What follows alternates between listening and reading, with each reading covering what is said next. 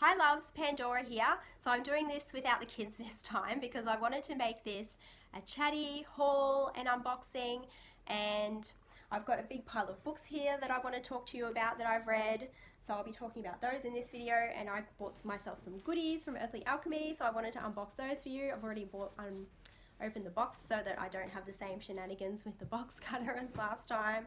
And I also wanted to talk to you a little bit more about my explorations into deity-based practice and more about my process and some of my hints and tips for exploring deity-based practice in general, and also specifically my relationship that I now have with the Norse goddess Freya and the Norse god Odin. So I'll get straight into it.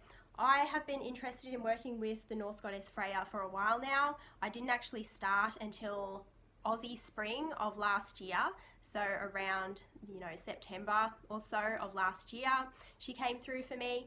But the first thing that I ever read that got me interested in wanting to work with Freya magically was by Land, Sky and Sea by G'day Palmer, and he's got a chapter in the back which is about goddess descent myths, and one of those myths that he retells is the myth of Freya, Norse goddess of earth, fertility, love, magic, sexuality, and war. So Freya is really interesting because she is a goddess of both love and beauty and war. And I never really got the war goddess thing before because I am a pacifist. I do think that most wars are stupid and we shouldn't be fighting them. However, one thing that's hit home for me is that there are some things that we do have to fight for, and that it's really important to stand up and fight for. And when you look at the ancient warrior women, they would fight for things like land, territory, family, honor, things like that. Not stupid things like oil and that we fight for these days, but women were warriors, and that's been a really important thing for me and a really empowering aspect of her that is one of the reasons why I work with her. And so getting back to the book, in this book he retells some myths about Freya, and his retelling of Freya's myth really touched me and really hit home for me and got me thinking, because he tells the story of how she attained Brisingamen, which is the fire jewel, her magical necklace of amber and gold. And Brisingamen is an emblem of her power, her beauty, her personal sovereignty and authority. And she attained that necklace because it was forged for her by some dwarves, and they said to her, you can have this, you can have Brisingamen if you sleep with us. So she had sex with each of these dwarves one night at a time in succession, and they gave her Brisingamen. So at the time I was really like, wow, like I was raised with, like a lot of people, with the same kind of ideas about prostitution and just female sexuality in general as a lot of people in society have. And so I was taught that prostitutes are nasty, that it's immoral, they've got no morals, etc., etc. And sort of this idea that a woman's sexuality is not her own to do with what she will for her own profit and pleasure, it's for somebody else's profit and pleasure only. And it got me thinking about, where do these ideas come from, right? They don't come from ancient paganism, they come from Christianization, from colonialization and things like that, and they have now become a part of society, which I think is quite damaging in a lot of cases. For example, you'll have people who will simultaneously shame sex workers while also demanding their products and services. Like, for example, people who will shame porn stars, but they also will go and watch porn, things like that. So, which I think is stupid. And obviously I'm not all yay sex work unconditionally. I do realize that there are problems in the industry, and I absolutely think that sex workers should be assisted to get out of that line of work if that's what they want to do. And I don't want to be a sex worker myself, that's not the point of this. The point is that it has got me thinking and exploring about female sexuality, similar to how my work with Lilith was very healing for my sexuality and my thoughts and feelings surrounding that. My work with Freya has taken that to another level, and it's been really wonderful and empowering working with her in that aspect. So I've also read Fire Jewel, and I've talked about this one before on YouTube. This is a really good book. This is an anthology, and I really love this style of book because you get chapters in it that are written by different authors, and they are sort of stand alone, so you can read them as a bite-sized piece of information and get what you need to out of it, or get what you can out of it. And I've come to really love that style of book, and I've got a few other books in that style too, and really enjoy them, one of which I'll talk about in this video as well. And so yeah, I started working with Freya in springtime of last year.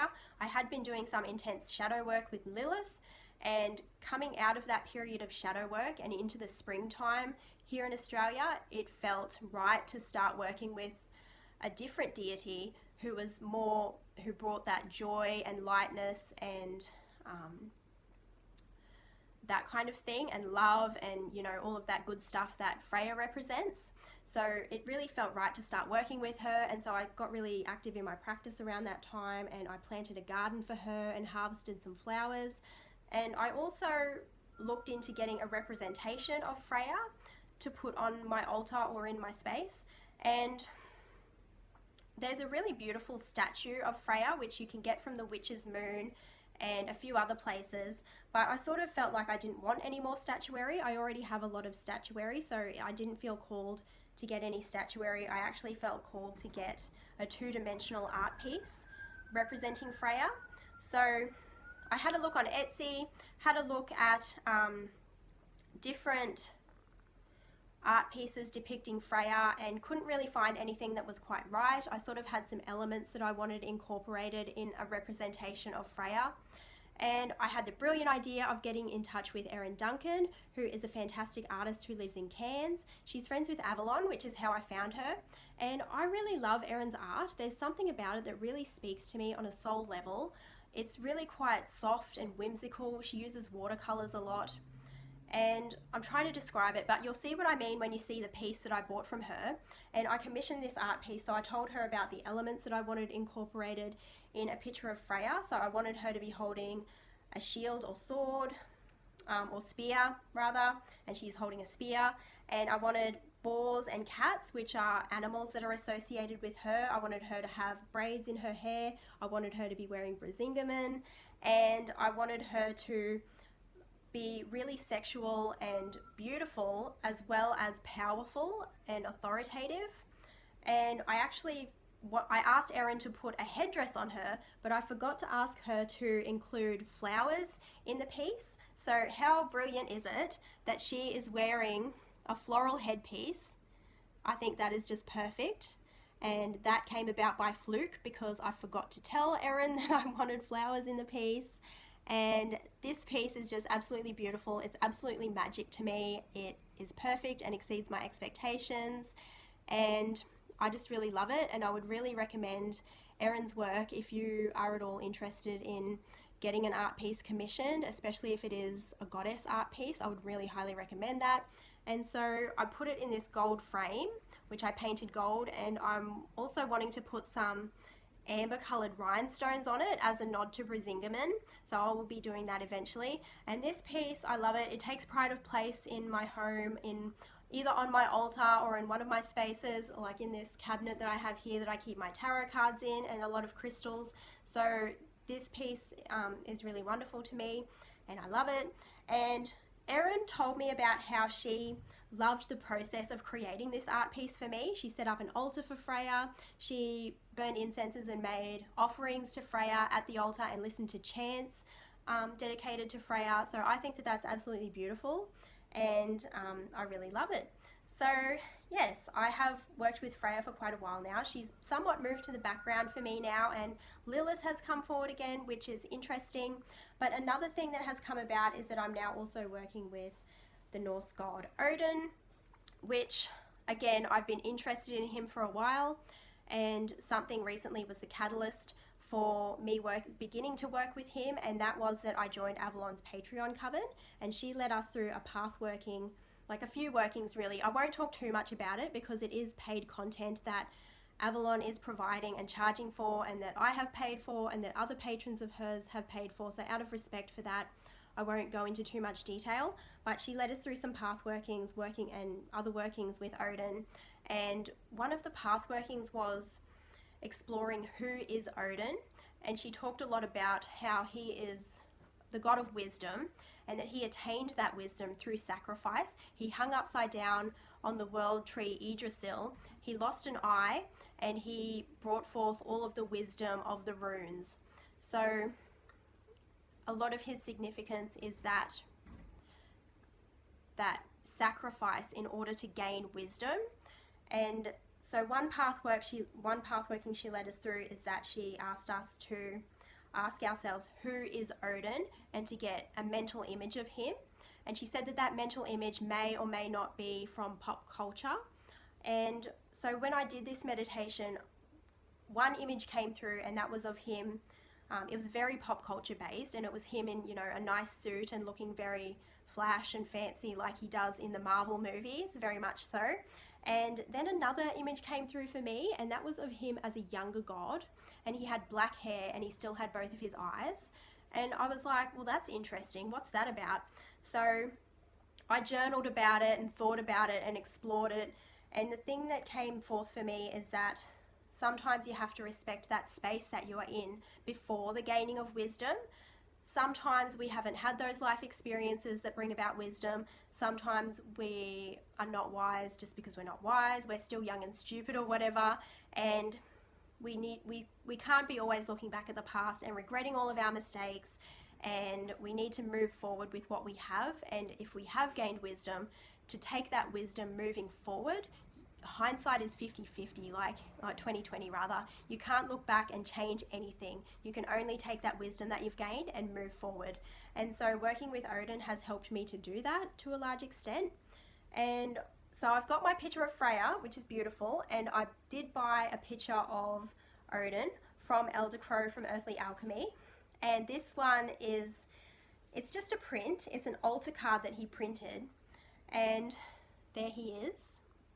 So this was about $10. It was $10. I paid for $10 for this plus shipping.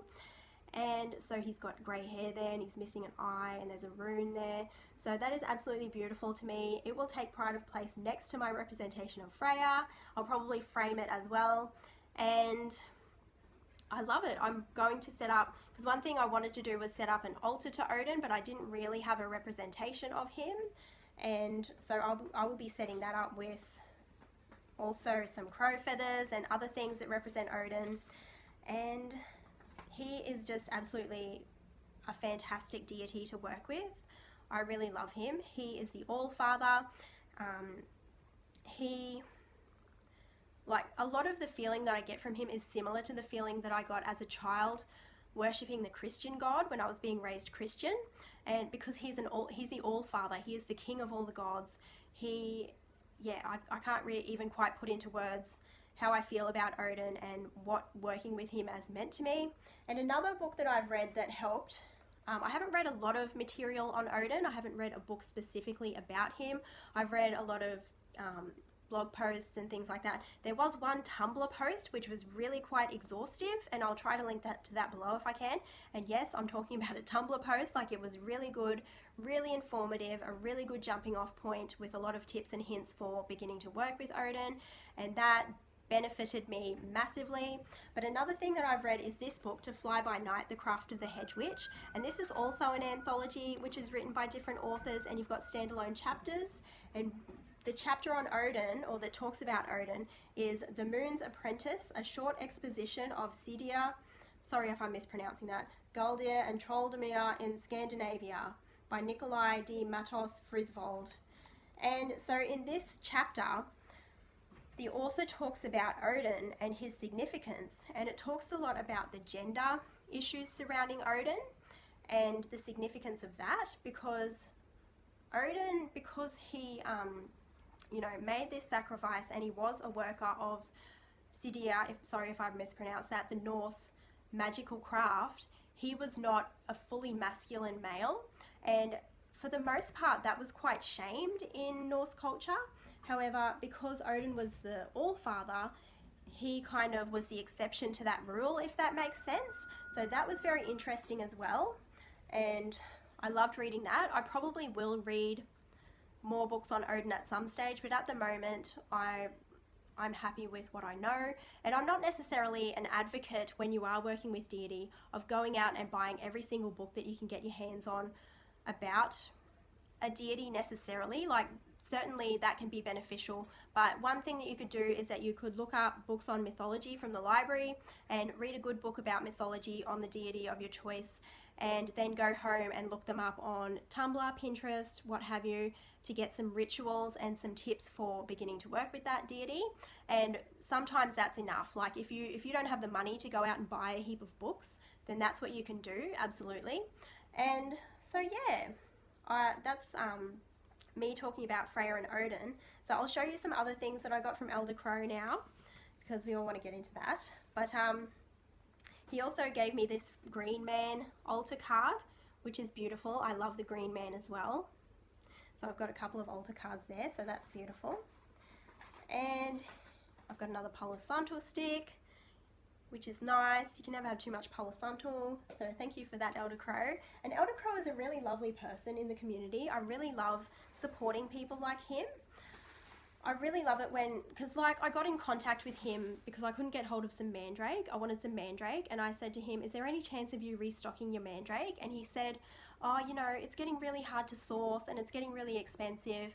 And he found an Etsy seller, or an eBay seller rather, for me, and sent me through the link to that, so I was able to get some mandrake. And I really love that. I think that's really a sign of a business owner who cares about their customers and cares about giving you what you want, not just in it for themselves. So thank you so much for doing that, Elder Crow, and I'll just get into unboxing my goodies now. So I've got this little baggie here. I love these. I can't get enough of cute little calico bags with branding on them. So that is my Freya ritual oil.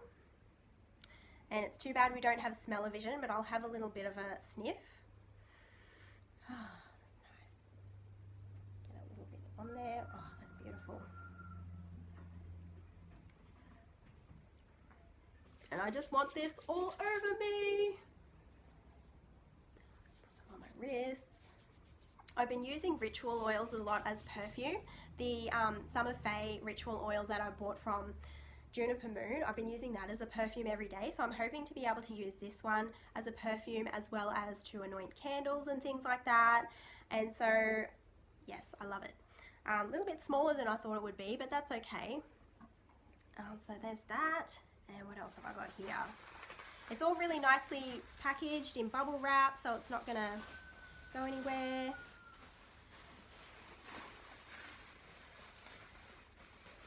Something to get broken rather. And so here we have some Florida water. Yay! I love Elder Crow's Florida water. It has become ride or die for me.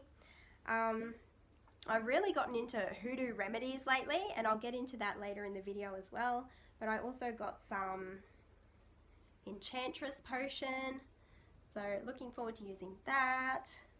I'm really a room spray and like facial mist addict. I can't get enough of them. I just love them. I spray them everywhere. I spray them all over myself all the time, and so I love them.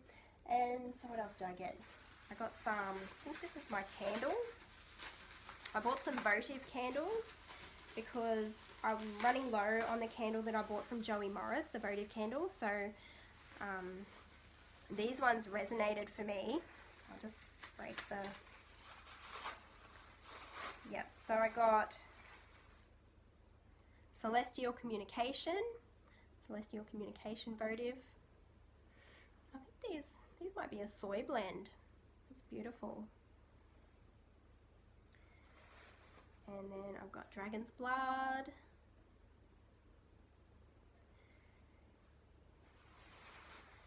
And Witch's Cottage. This really resonated with me because I am always, like ever since we moved into this place, I'm always working on trying to make it a really good magical sanctuary and space for my family to live in. Like, obviously I'm having some issues because as you can see the nonsense up here, like I have trouble, there's sections that I always have trouble keeping clean and tidy, but I really want to use this Witch's Cottage to hopefully bring in that energy of, yeah, looking after my space and making my home beautiful and making the energy in my home beautiful. So that's really nice. And what else have I got?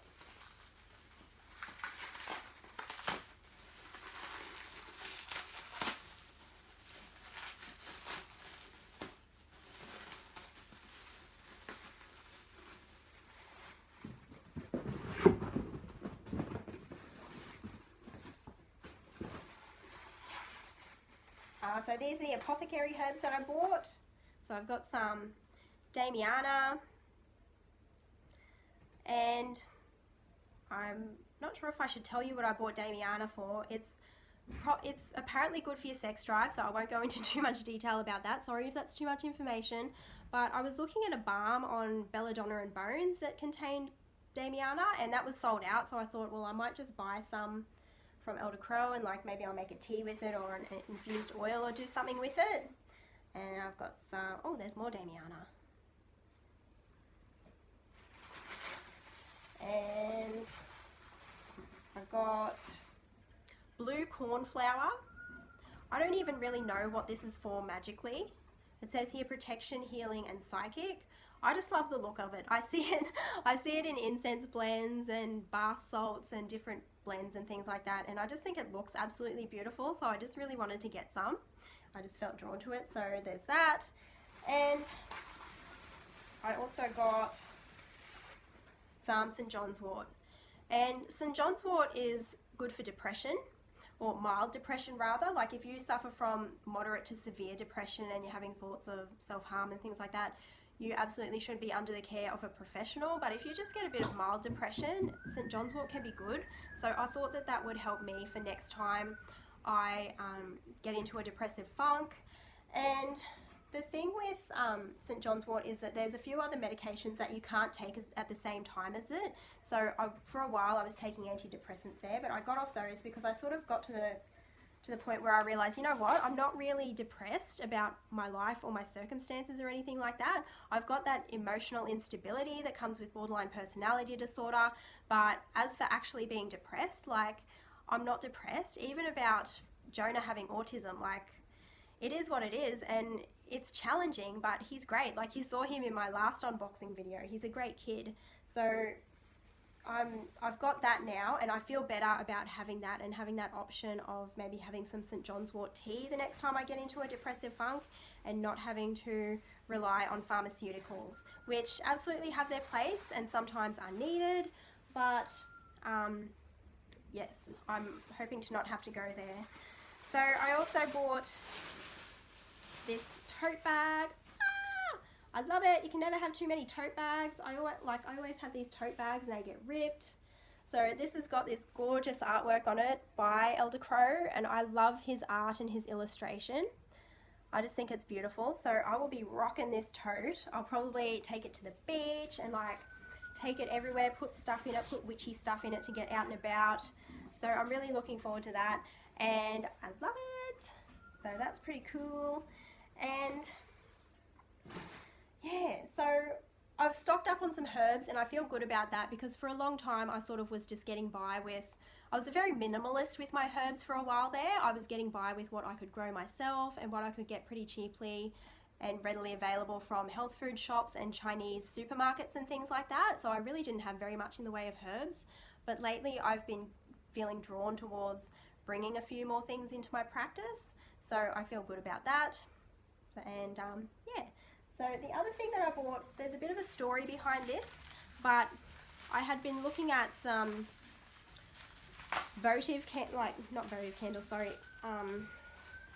vigil candles. So your big vigil candles in glass jars, and Elder Crow's got a few of them. He's got some coloured ones, so I had a bit of a look at them, and then I also had a look at his saint vigil candles, and I was going to buy a coloured one, but then I kept coming back to this one, and it is the Virgin de Guadalupe, and like, yeah, there's this whole story about why I bought this.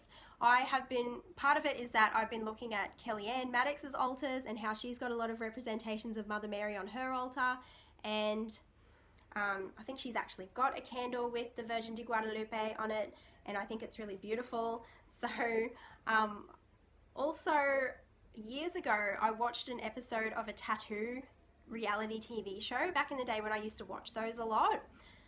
Like before me and my husband had the kids, when I was working, I used to come home from work and watch that, and my husband and I would watch that together. And there was one episode where a lady was talking about, like, she was getting a tattoo of the Virgin de Guadalupe, and she got like, she talked about it a lot and what it represents, and it really spoke to me even back then, like ages ago. This was yeah, ages before I had Jonah.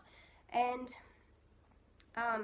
so then you might laugh, but fast forward to a few months ago, and I was watching Mayans MC, which is the TV show, like drama series spin-off to Sons of Anarchy. And so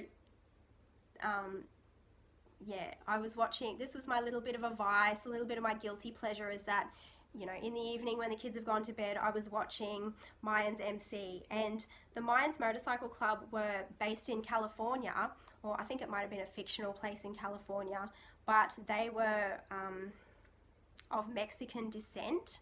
So they had this huge statue of the Virgin de Guadalupe in their little motorcycle clubhouse. And so that got me thinking about the Virgin de Guadalupe as well. And I went, you know what, I'm going to look this up. And I looked up some information about the Virgin de Guadalupe, which you can look up, but like, you can look up everything that I'm saying, but it really spoke to me about how she was a vision that someone saw, and the person that saw her was a native, a Mexican native. And so she became this symbol of cultural syncretism, and she's become the symbol of Mexico. And that really speaks to me. And I don't think that me being interested in that is cultural appropriation.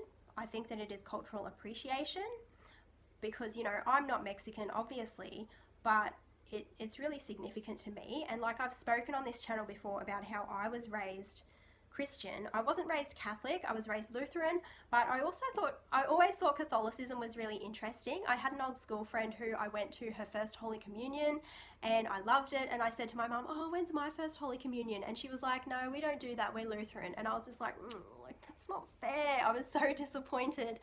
So I've always found Catholicism interesting. And a while ago, like a couple of years ago, when my mother-in-law was dying and when she was sick, and then when she died, I found that I would pray to, not just to my pagan deities, but also to, I went back to my roots and prayed to the Christian God and Mother Mary and Jesus, which it is what it is. Like, I had that Christian influence in my life from an early age, so I can't apologize for it. I don't think that there's anything wrong with the fact that that happened. And like, people can say Christianity is a really bad thing, and Christianity and paganism and everything should be kept separate. And I just think it is what it is. The world has been Christianized. Christianization occurred for better or worse. There have been good things about it. There have been bad things about it. Nothing is all good or bad. And, you know, we sort of live in a post-Christian world now, but we also sort of don't. Like, Christianity has still made its mark, and like, historians will still use terms such as BC and AD, which stands for before Christ, and Anno Domini, which is Latin for in the year of the Lord. Like, some people are starting to use terms such as BCE, before Common Era, and CE, Common Era, but for the most part people still use BC and AD. Like, it's a part of our world, and for me, it's because I was raised in it. It is a part of my psyche and spirit, and I've come to accept that and make my peace with it. Am I a Christian witch? No, I don't think so, because, you know, I'm not on fire for Jesus in the same way that I'm on fire for perhaps Odin and Freya, or even the Khaleesi from Game of Thrones. But one resource that I have been really working with a lot is the Voodoo Hoodoo spell book. And this is by Denise Alvarado, and I sort of picked this up on a whim. I sort of went, oh, that might be interesting to read, and it's become a really invaluable resource for me, and I've gotten really interested in working with the Psalms in magic and things like that. And there's like, I love Florida water, which is a hoodoo remedy. I'm getting into using Van oil. I use Four Thieves vinegar. Like, I love my hoodoo remedies. and so that has become a part of my practice as well. It's really interesting how when your path evolves, you think that it'll evolve in one direction and then it ends up evolving in a completely different direction. And another book that I've read is Lunatic Witchcraft, Illuminating Your Underworld by Shay Skapevsky. And Shay has a really good YouTube channel which hasn't been active for a while, but it's absolutely fantastic. And I've just binge watched at one point a whole heap of his videos and absolutely fell in love with it. I've got such a witch crush on Shay. And this book is sort of a grimoire style book, and it's about working with the goddess Hecate. So he talks about the different myths about Hecate and different information about her, and then he goes through suggested rituals and things like that. So it's a really nice grimoire style book. It's self-published. It does have some typos and stuff in it, but I read this because I sort of was fascinated by the idea of illuminating your underworld as well, and that whole shadow work and shadow magic aspect to it, more so than actually working with Hecate. But I read it, and am I interested in working with Hecate now? Yes, I am. Again, I'm not going to go out and buy every single book on Hecate. There are a lot of really good ones out there. I think there's some Sarita D'Este writes some good ones, and there's a number of different really good ones out there. But I absolutely love this book. So I think that's all that I've got to say. So thank you very much for watching this video. I hope that you've enjoyed it. I hope that you enjoyed me talking about my books. I hope that you have enjoyed me talking about my explorations of deity, and I hope that you've enjoyed my unboxing of my lovely goodies from Earthly Alchemy. So thanks very much for watching this video, and I'll see you next time. Bye!